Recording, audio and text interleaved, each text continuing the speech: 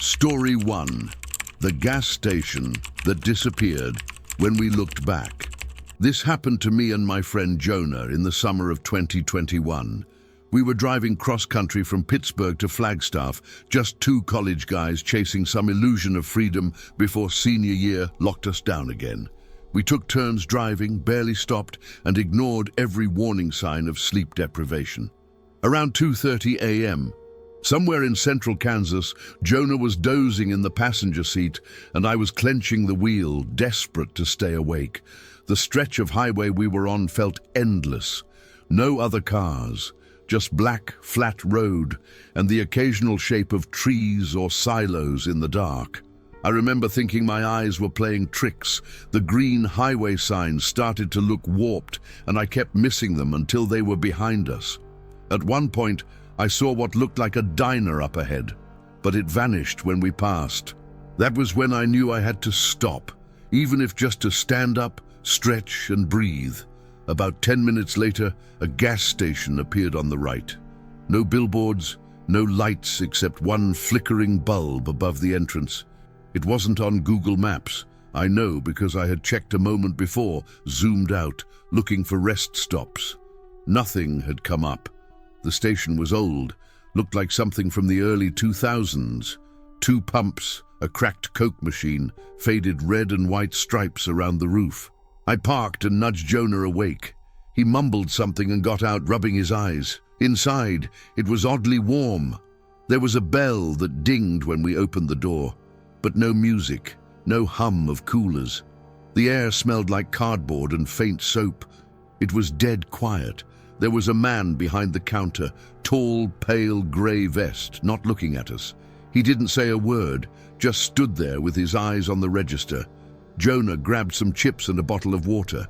I picked up a candy bar I hadn't seen in years. It was one I used to love as a kid, but I hadn't seen it since middle school. I said something about it to Jonah, but he just shrugged. He was barely awake. We paid in cash. The man behind the counter took our money, pressed a few buttons on the machine, and handed me a small white receipt. I didn't look at it until we were back in the car. That's when I noticed the date. It said August 4th, 2004. I laughed at first, assuming it was just a busted printer, but the receipt looked aged, not faded, not fake. It had that old texture, the kind that used to come from carbon receipt rolls, and the logo. It wasn't anything I recognized, just block letters. Omni Fuel. I showed Jonah. He frowned and looked back at the building. What? I asked him. It's gone, he said. I turned around. There was nothing there, no building, no lights, just dark fields and road shoulder. I pulled off again, parked where I knew the entrance had been. We walked out with our phones and flashlights, scanning the area. Just gravel. No foundation, no pavement markings, even the short drive that led up to the pumps. Gone, like it had never been carved out in the first place. Back in the car, Jonah didn't say much. He just held the bag of chips and stared out the window. I kept driving, faster now, but I couldn't stop thinking about that candy bar. When we reached a rest stop later that morning, I looked it up. It had been discontinued in 2006. The company that made it gone bankrupt, the brand retired, and the barcode on the wrapper didn't scan. To this day, we both keep the receipt. I've shown it to people.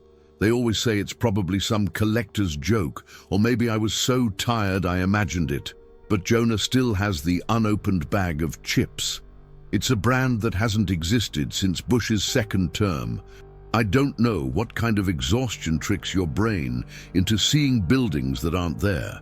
But I do know concrete doesn't just vanish, and receipts don't print themselves. After that night, I couldn't stop thinking about the man behind the counter. I remembered his eyes, or maybe the lack of them. He never looked at us directly, but his mouth, it moved. I hadn't noticed at the time, just thought he was humming or breathing heavily. But when we watched the security footage later, things got worse. See, a week after we got back to Pittsburgh, Jonah insisted on checking the dash cam. He had one of those new models that also recorded audio and a 180-degree view inside the cabin. I didn't think it would show anything useful, but we watched it anyway. There's about 2 minutes of footage showing the gas station entrance. Low quality, pixelated, grainy. The station looks as it did in our memory, old, dim, with that single light stuttering above the roof. Then, around frame 00247, the camera catches something through the glass door. Just before Jonah and I walk in, the clerk is standing there. Only now, he's facing the door directly and his mouth is moving, not just twitching, it's moving in deliberate patterns. Slow, like someone reading from a script, but there's no sound. We paused it and watched again. Then we tried uploading the footage and slowing it down. At frame 0.0253, a single frame, his eyes are completely white, no irises, no pupils, just pale like cataracts. Then the video glitches, the audio cuts out. The next full frame shows Jonah and me walking in. After that, the footage skips forward. The next 30 seconds are gone. Corrupted. Only static and frozen images. We tried uploading it again to a different laptop. Same issue. We tried lip reading. Jonah has a cousin who's deaf, and she helped us look at the mouth movements. After a few tries, she said, "It doesn't match any known language." We asked what she meant. She said it wasn't gibberish. The mouth movements were structured. They followed rhythm, repetition. But the shapes didn't map to English or anything she could identify. She said the closest thing she could compare it to was someone mouthing words while underwater, slowed down, like the timing was off. Or it wasn't meant for a human pace. Jonah stopped sleeping after that. For a while he'd wake up gasping. He said he kept hearing a voice in his dreams, repeating something over and over. He couldn't describe the sound, just that it was close, right behind his ear. Too close. I tried reaching out to local law enforcement in the area where we thought the station had been. Nothing. No record of any gas station at that mile marker. The dispatcher I spoke to said the stretch of highway there had been under construction from 2003 to 2005, and there were no commercial permits active during that time. Eventually, we took the footage to a tech at Jonah's University, someone who specialized in data reconstruction. He pulled the raw data and tried restoring the corrupted section. After a long silence, he turned the monitor toward us and said one thing. "Are you guys sure this was filmed last month? Because the metadata on the corrupted portion, it said July 19th, 2004. He showed us the timestamp. Then he played the first 5 seconds of restored video. The clerk is standing alone behind the counter. He's staring at something off screen. The lights flicker, and then, for a split second, he turns toward the camera and smiles. His mouth doesn't move anymore. But his smile is too wide, too flat.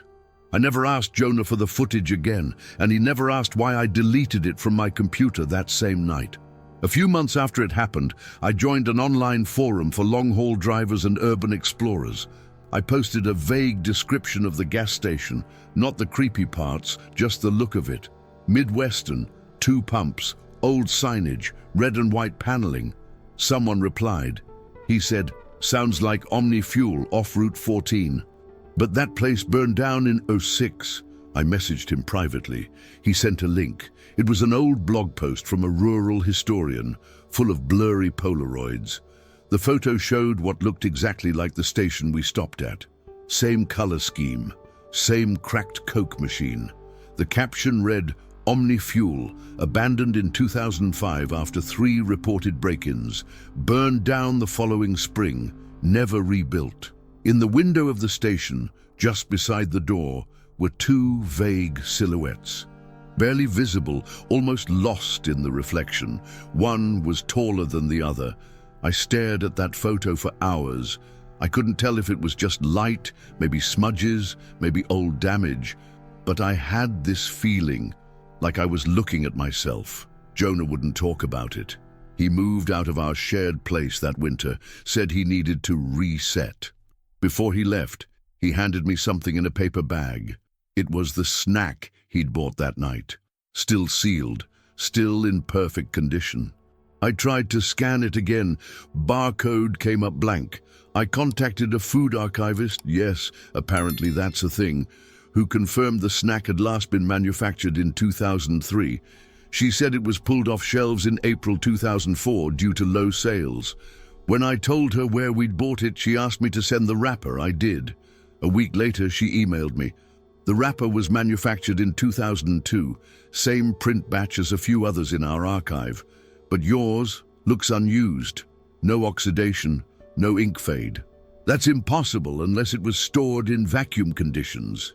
Then she asked something that still bothers me. She said, "Was the expiration date scratched off?" I checked the wrapper again.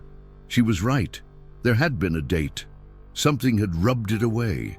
Later that year, I went through my phone's GPS logs from that night. There's a section between 2:25 a.m. and 3 a.m. that shows a waypoint, a location ping, in the middle of an undeveloped cornfield. It's labeled Omni Station 09. As I tried tapping it, the map crashed. I reopened it and the waypoint was gone. I still drive past that region sometimes, and I swear there's a dip in the road that feels too sudden, like something heavy used to sit there, like the asphalt remembers. Even if no one else does. Jonah doesn't answer my texts anymore. Last I heard, he was living off-grid somewhere in Oregon, and sometimes at night I still dream of that receipt printer, just clicking, printing blank slips of paper, waiting for someone to come inside. Story 2. I took the wrong turn, but my GPS said I was home. This happened to me in 2018. I was 24, had just moved back to Northern California after a year teaching abroad, and was renting a studio in Redding, cheap place near the hills, quiet enough to feel like you weren't part of anything. I liked it that way. My mum had been asking me to visit more often. She still lived in my childhood home out in Chester, about 2 hours away. That October, she'd had minor surgery, and I told her I'd spend the weekend to help out. I left late Friday afternoon, expecting to arrive just after dark. It was an easy route. Highway 36 to 89, same drive I'd done dozens of times. But I took a wrong turn just past Mineral. I remember the sign clearly. It was wooden, old, barely legible, half covered by pine shadows. Slope Ridge Road, 4 miles. Below it, smaller, Scenic Alternate. I'd never seen it before. Maybe it was new, or maybe I just never noticed. The GPS didn't object. In fact, it kept telling me continue straight, like it knew this road. So I followed it. The first mile or two were beautiful. Winding trees, a faint orange glow filtering through the canopy. The pavement was surprisingly smooth. It felt like I'd stumbled onto some forgotten stretch of forest road the locals must have used. But then the GPS screen glitched. The arrow, my position, started drifting, not forward, just spinning. Like the app couldn't find north anymore, I figured it was just bad reception. I glanced at my phone, no signal, but that wasn't uncommon in the area. Still, the map should have cached. That's what GPS does, right? Track your movement even without data? Not this time. The spinning arrow froze. I was on the road, clearly moving, but the screen didn't update. No voice prompts, just a blank map and a single blue dot, inert. I slowed down, rolled down the window. No sounds. Not even birds, not the usual hush of distant wind, only the faint whine of tires over pavement and the occasional crunch of something, leaves, gravel. The road narrowed, subtle but enough that I noticed. The trees felt closer, denser. I told myself to just keep driving, that it'd connect back to the highway eventually. That's when I saw the sign, a small green highway marker on the right, mile 4. But I'd already been driving for at least 20 minutes. I should have gone farther than 4 miles. I pulled over, tried to reorient myself. I shut the GPS down, restarted the app. Still nothing. The map opened to a zoomed-out satellite view of California. No location dot, no route, just blank terrain and the word loading. I switched to airplane mode, then back. Nothing changed. Then, just before I gave up, the phone buzzed. One notification popped up from Google Maps. You have arrived. I stared at it for a long time. Arrived where? There were no buildings, no driveways, just forest. The road in front of me sloped down into shadow. A crow flew overhead, loud, sharp, the only real sound I'd heard in half an hour. I pressed the power button to lock the screen, then checked my settings. Location was off. I hadn't turned it off. I turned it back on. Waited. The arrow came back.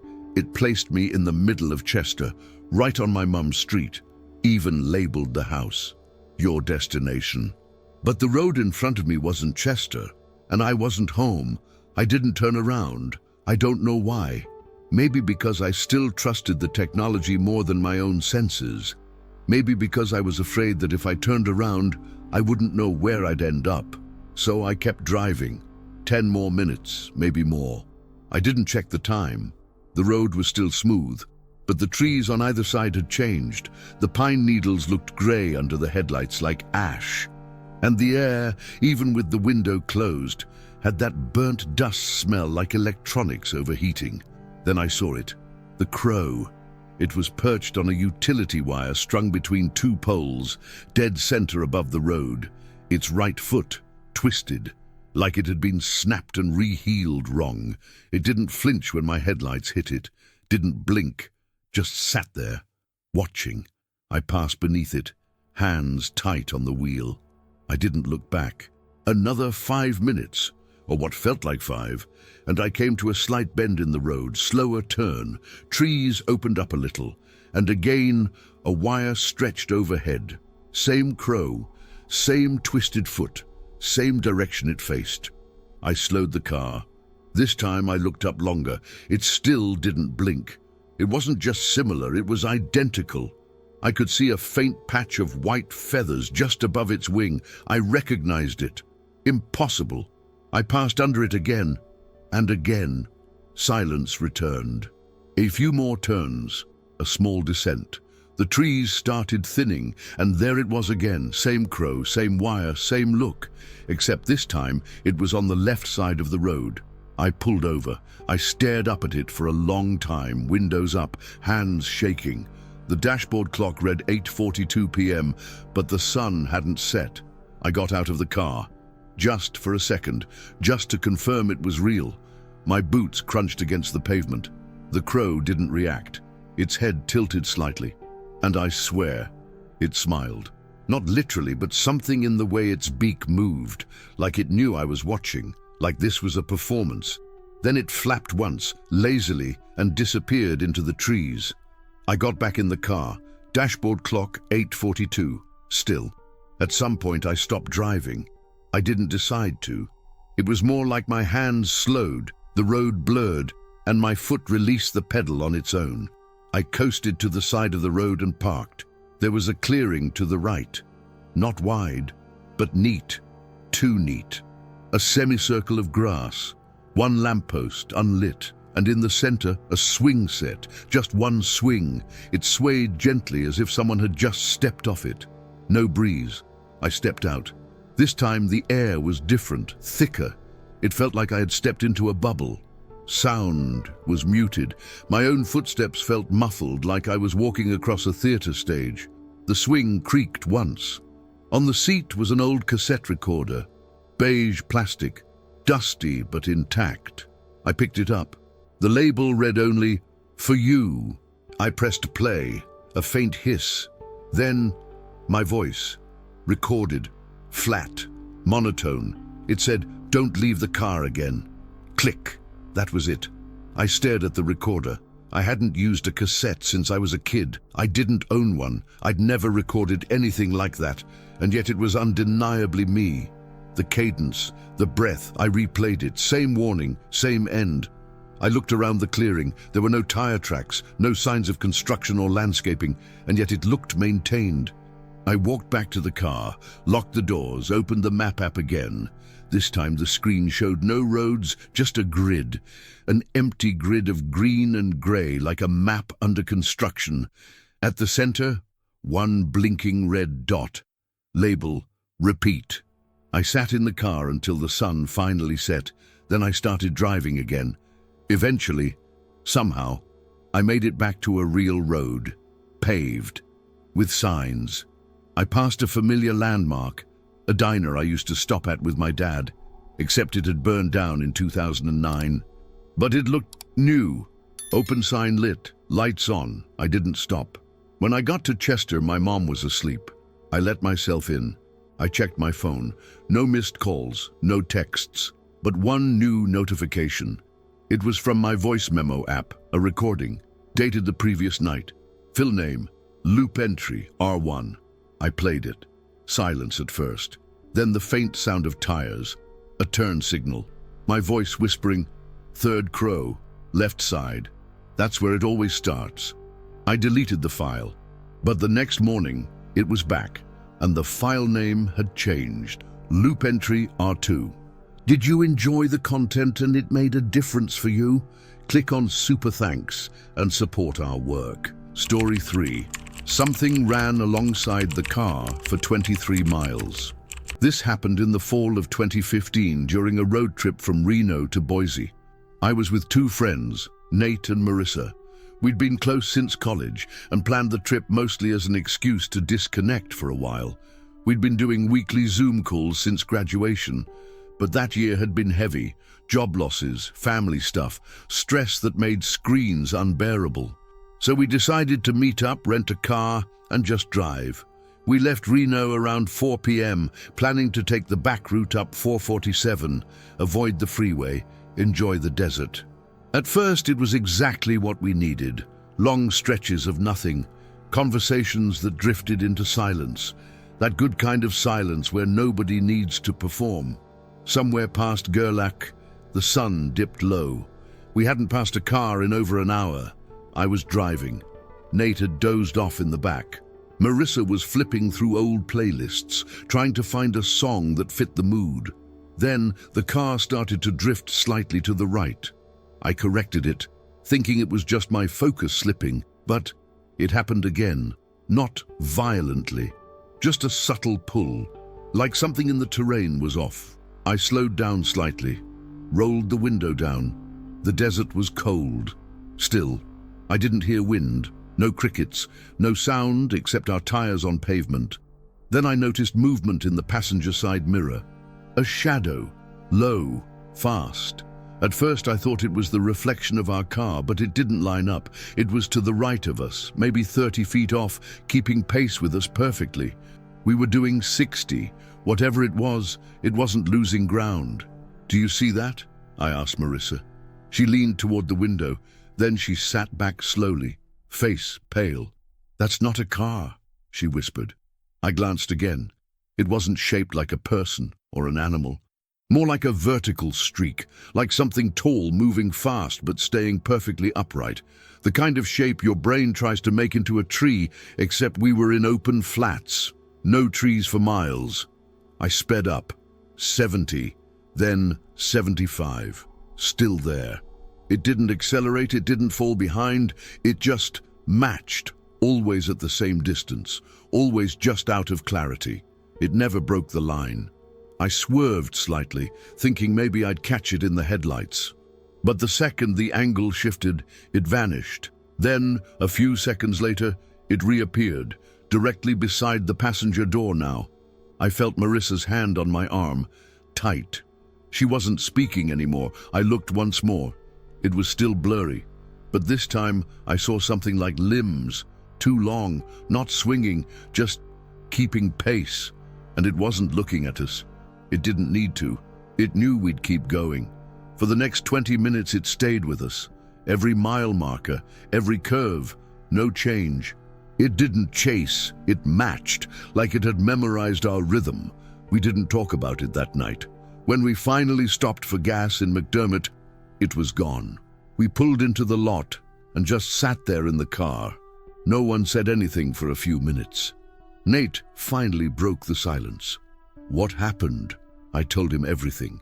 He said we should check the dash cam. We hadn't even remembered it was running. Nate had installed it earlier in the trip, a cheap model with a front and cabin view. We pulled it up on his laptop once we checked into the motel in Boise. At first, everything looked normal, just road, dashboard lights, and the faint glow of Marissa's phone. But when we got to the stretch, around the 23-mile mark from where it started, the camera stuttered, small glitch, a quick flicker of static. Then, in a few frames, something moved past the passenger side window, a blur, tall, fast, unclear. We went frame by frame. In one, just one, we saw what looked like an elbow. Bent the wrong way. The rest was grain. Nate transferred the files, tried cleaning them up with a video tool he had, but the detail never improved. Still, he saved the stills. A week later, back in California, Marissa texted. She said she'd just developed the disposable camera she'd brought on the trip, one she used mostly for landscapes, stuff we wanted to frame later. She sent a picture. It was of us, standing outside the motel in Gerlach, laughing, my arm around Nate's shoulder. The moon just out of frame, and behind us, on the far left, a shape, blurry, yes, but too solid to be a trick of the light. It stood beside a fence post, half in shadow, no face, arms too long. It wasn't in the photo when she reviewed the prints at the drugstore. She said she only saw it after scanning the negatives. We looked through the rest. There it was again. In the distance behind the gas station in McDermott, half obscured in the diner window in Winnemucca. Always the same position. Just far enough to be missed. The shape never changed, and it never got closer. It didn't need to. 2 months passed. We all went back to our lives. Busy again. Separate. I had almost convinced myself that it was some kind of highway illusion. Fatigue, maybe. Desert heat playing tricks. Then, one night, I woke up to a sound, scratching, coming from the closet. At first, I thought it was mice. My building was old, and pest problems weren't new. But this sound wasn't frantic or random. It was slow, rhythmic. 3 taps, pause, 3 more, like it was mimicking something. I turned on the light, opened the closet. Nothing, except a receipt. Taped to the inside of the door, it was small, thermal print, faded, time-stamped 2:03 a.m. Location, Sunline Rest South, I-84 exit 112. I looked it up. There's no exit 112 on I-84, not in Idaho, not anywhere nearby, and we never stopped there. But the item list? Fuel, 23 snack, 275, camera film, 450. I called Nate. He answered, half asleep. I told him about the receipt. There was a long pause, then he said, "You're not gonna believe this." He walked to his front door. There, taped to the glass, was a printout. It was a freeze frame from the dash cam, the one with the elbow. He hadn't printed it, he hadn't shared the file, and in the bottom right corner someone had written something in pen. "Stop looking back." He didn't sleep that night. Neither did I. The next morning, Marissa called. Her voice was shaking. She said she hadn't been able to stop watching the road cam files. She'd been scrubbing through the footage again, trying to find more. Then she noticed something strange in the cabin view. Every few minutes, the rearview mirror caught a shape, tall, out of place, but only in the mirror, not outside the window. In one frame, barely visible, it looked like the shape was inside the car, behind her seat. She hasn't driven since. A few weeks later, a friend of mine who drives long haul told me something I haven't been able to shake. He said there are stories, old ones, about echo entities, things that don't appear. They repeat. They don't chase you, they don't attack, they learn your rhythm, then they match it, they follow, they watch, and when they find someone whose pattern fits theirs, they copy it. Sometimes they slip inside it. That's what scared me most. It didn't want to hurt us. It wanted to become part of the route. And when we got home, it didn't stop. I still have the receipt. The timestamp resets every time I check it, and sometimes, late at night, I hear 3 taps, then silence, then 3 more, always from behind the closet door, and every time I open it, it's empty.